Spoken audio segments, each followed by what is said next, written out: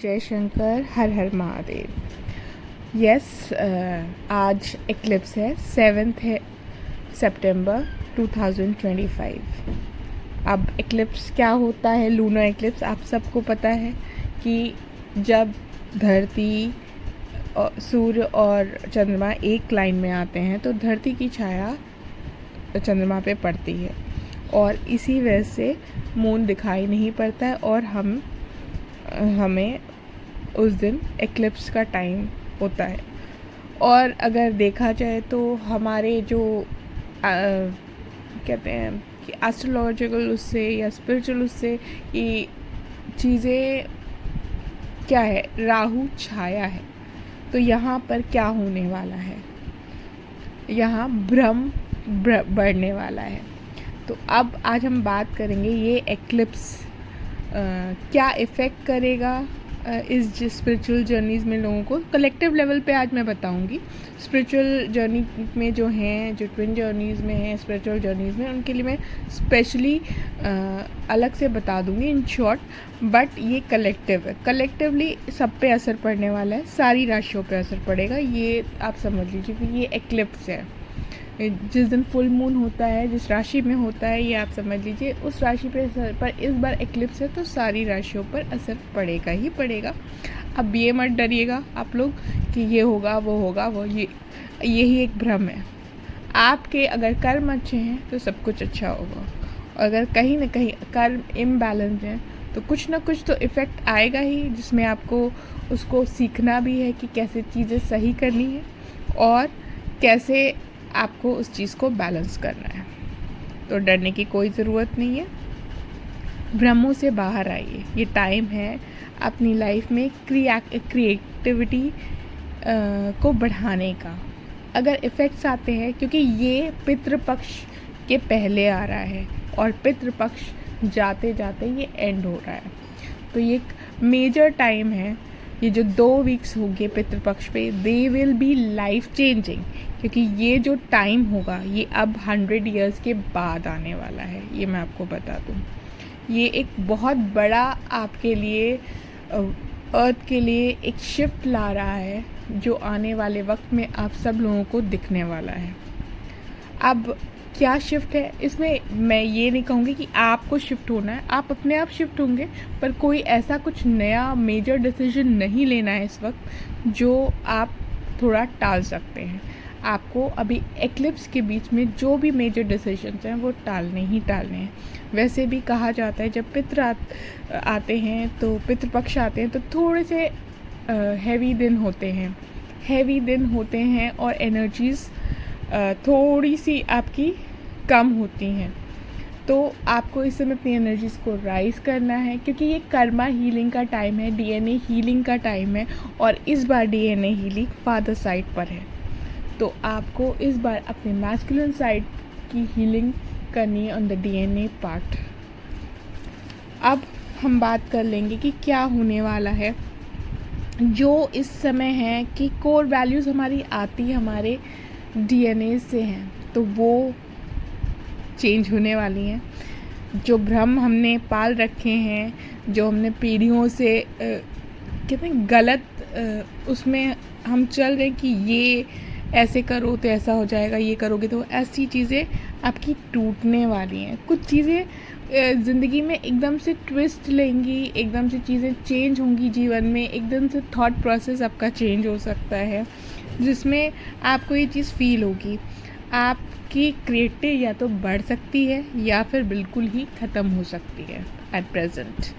अब इसमें क्या है, एक जो कहते हैं ना कि आप कैसे इस चीज़ को होगा आपके अंदर, जो है कह सकते हैं कि एक एनर्जेटिव वाइब या तो बहुत बढ़ जाएगी या फिर आप बिल्कुल लो एनर्जीज़ में चले जाएंगे, क्योंकि मंगल का टाइम है, ये मंगल का साल है ये।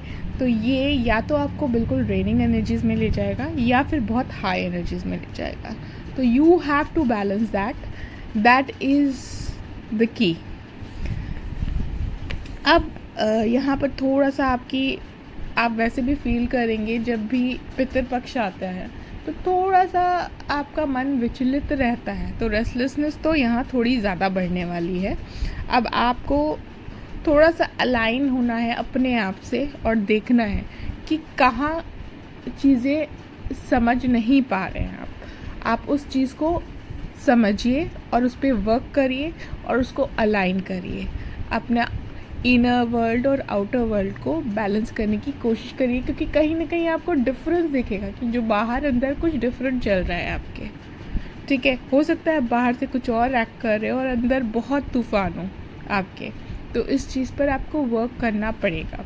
और हो सकता है आप अंदर से बहुत शांत हो और बाहर बहुत केओस हो, तो this will be the difference where you have to maintain the things कि आपको इस समय किस चीज़ की ज़रूरत है। थोड़ा सा मी टाइम की ज़रूरत है और टाइम है इस समय अपने गोल्स पे वर्क करने का, अपने एम्बिशंस पे वर्क करने का। मगर एम्बिशन और गोल्स पे आप तभी वर्क कर पाएंगे। कुछ चीज़ें मैं आपको बताने वाली हूँ जो आपको करनी है, क्योंकि ये टाइम बहुत हाई डीएनए हीलिंग का टाइम होता है, एंसेस्टर हीलिंग का टाइम है, कर्मा हीलिंग का टाइम है। तो all the people who are interested वो प्लीज़ लाइक सब्सक्राइब करें। Thank you for this. और जो इस मुझे फॉलो करते हैं वो कनेक्ट कर सकते हैं अगर वो एंसेस्टर्स और कर्मा हीलिंग मेडिटेशंस करना चाहते हैं on this part. And this time it will be very high energy meditations on the ancestral और कर्मा हीलिंग पार्ट। और ये आपको लगातार करने हैं ये दिन, जितने दिन पितृपक्ष चलेंगे। अब 11 डेज़ तो मिनिमम आपको करने ही करने हैं ये मेडिटेशंस। डोनेशंस ज़रूर करिए। आपको पहला काम जो करना है वो है मेडिटेशन। जब तक हम अपने आप से कनेक्ट नहीं होते हैं तब तक हम आगे नहीं बढ़ सकते हैं या अपने आप को हील नहीं कर सकते हैं। This is the first step to heal yourself on the ancestor part also, DNA part. अगर आप चाहते हैं कि आपके पितरों को शांति मिले, आपका डीएनए हील हो, तो आपको इस बार कनेक्ट होना है अपने एंसेस्टर्स से और उनसे अपने जो भी चीज़ें हैं उनकी माफ़ी मांगनी है, उनको थैंक यू देना है कि उन्होंने हमेशा आपको ब्लेस किया है, प्रोटेक्ट किया है। ठीक है, और कुछ एक एक्टिविटी, फॉर एग्ज़ाम्पल मुझे अपने बाबा दादी की एक एक्टिविटी बहुत अच्छी लगती थी। अपनी नानी की एक चीज़ मैंने जो फॉलो की है वो मैं आज भी फॉलो करती हूँ। आप चाहे तो इस पितृपक्ष में भी फॉलो कर सकते हैं। जो भी चीज़ अपने एंसेस्टर्स की, किसी एक एंसेस्टर्स की आपको अच्छी लगती थी, जैसे हम डीएनए में ये चीज़ें भी ले लेते हैं कभी कभी। फॉर एग्ज़ाम्पल जैसे मेरे बाबा मुझे बचपन में चींटियों को आटा खिलाने ले जाते थे। वो एक्टिविटी आज भी मुझे कहीं ना कहीं अगर चींटियाँ दिखती हैं तो मुझे अच्छा लगता है वो देना, मछलियों को दाना देना। प्लस जो है मेरी दादी को कुक करना बहुत पसंद था, तो I really cook and serve people whenever I get that urge to do that. This is something that I have learn from my ancestors. मेरी बुआ बहुत हेल्प करती थी, मतलब शी लव्ड जो है लोगों को बहुत प्यार से खाना खिलाती थी। तो वो एक इनहेरिटेंस और वो चीज़ मुझे अच्छी लगती थी जो मैंने, और मेरी नानी जिन्होंने मुझे माफ़ करना सिखाया। तो ये चीज़ें आप कर सकते हैं। आप अपने एंसेस्टर्स को थोड़ी सी एक एक्टिविटी जो उनको भी अच्छा लगे कि आपने उसको एक अच्छी पॉजिटिव चीज़ को इनहेरिट किया उनसे, और आप हेल्प कर सकते हैं। लोगों को डोनेशन ज़रूर करें, ओल्ड लोगों को हेल्प करें, उन लोगों को। And this is not for only Pitru Paksha, ये एक वो है कि पितृपक्ष में ही ये हमेशा करिए आप, और आप देखिए आपकी लाइफ कैसे चेंज होती है। क्लेंजिंग इज़ बहुत इम्पॉर्टेंट है इन दिनों में, बिकॉज थोड़ा सा जो है इस समय हमारी जो एनर्जीज़ हैं वो बहुत हाई में नहीं होती हैं, और एक्चुअली हम कहीं ना कहीं थोड़ा सा अपने पूर्वजों को जब हम याद कर रहे होते हैं तो थोड़ा सा वो है ना, हम पॉजिटिव कम सोचते हैं, हम लो एनर्जीज़ में ज़्यादा था। तो पॉजिटिव बातें याद रखें उनकी, और जो है अपनी जो लो एनर्जीज़ जा रही हैं कि उनकी मिसिंग एनर्जीज़ में आप जा रहे हैं, तो उसके लिए आप अपनी क्लेंजिंग करिए. You know how to clean. Salt water bath, ये सबसे बेस्ट तरीका है. स्पिरिचुअल बाथ्स आप एक्लिप्स वाले दिन ले सकते हैं, पर उसमें कुछ इंग्रेडिएंट्स ज़्यादा पड़ते हैं, तो वो आप कर सकते हैं. ओके, नहीं है. और आपको और क्या करना है, ये इस समय आपको एक रीबर्थ का टाइम है, आई विल से. तो रीबर्थ में आपको कुछ चीज़ें अपने आप में समझनी है कि मैं क्या चीज़ें इस समय मिस कर रहा हूँ अपने आप में, क्या चीज़ें मुझे एक खुशी देती हैं जो मैं नहीं कर रहा हूँ. वो आप कुछ चीज़ें हैं जो आप लिख सकते हैं, ठीक है. क्या चीज़ें हैं जो मुझे बर्डन कर रही हैं, जो मैं स्किप कर सकता हूँ. कभी कभी डेली रूटीन्स में हम कुछ चीज़ें स्किप करते हैं कि I just need rest. Like Saturday Sunday आता है ना, तो हम रेस्ट करते हैं. तो वैसे ही कुछ टाइम हो सकता है कि हम कुछ चीज़ें स्किप कर सकते हैं और कुछ चीज़ें स्टार्ट करते हैं जो हमें अच्छा फील करवाते. कोई भी एक्टिविटी है, चाहे वो पोइट्री राइटिंग हो, चाहे वो डायरी राइटिंग हो, चाहे वो एक जर्नलिंग हो, ग्रैटिट्यूड जर्नलिंग हो, या एक अच्छी if you like writing something nice for the day, positive thoughts हैं आपके, वो चीज़ें आप कर सकते हैं. और जो चीज़ें थोड़ी बहुत जो स्किप हो सकती हैं, थोड़ा सा रेस्ट का टाइम है ये, क्योंकि एनर्जीज़ हमारी थोड़ा सा ऊपर नीचे होती है, तो रेस्ट लीजिए. थोड़ा सा राहु एनर्जी से कम कनेक्ट हुई, क्योंकि ऑलरेडी 9/9 का पोर्टल है. तो जितना आप राहु से कनेक्ट होंगे, तो ये कहीं ना कहीं आपको भ्रम बढ़ाएगी. तो भ्रम से कम कनेक्ट होकर अपने आप से ज़्यादा कनेक्ट होंगे, तो आगे बढ़ेंगे आप. अब एक्लिप्स का टाइम है, तो एक मोस्ट इम्पॉर्टेंट चीज़ जो हमें करनी है वो लेटिंग गो. और ये 3 दिन तो बहुत हाई एनर्जीज हैं जिसमें आपको लेटिंग गो करना ही करना है, ठीक है. अगर आप आज करिए, लिखिए आपको क्या. और इस बार आप किसी और के संग ये काम नहीं करेंगे, ये आप अपने आप के संग करने वाले हैं.